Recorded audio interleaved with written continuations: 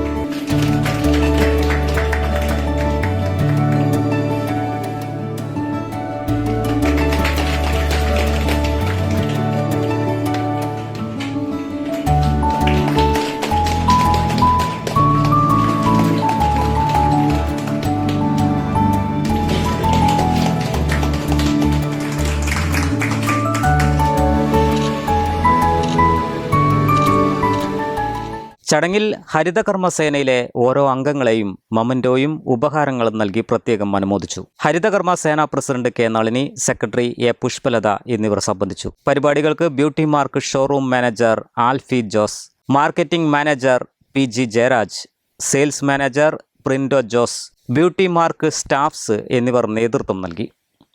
Business desk, W vision news.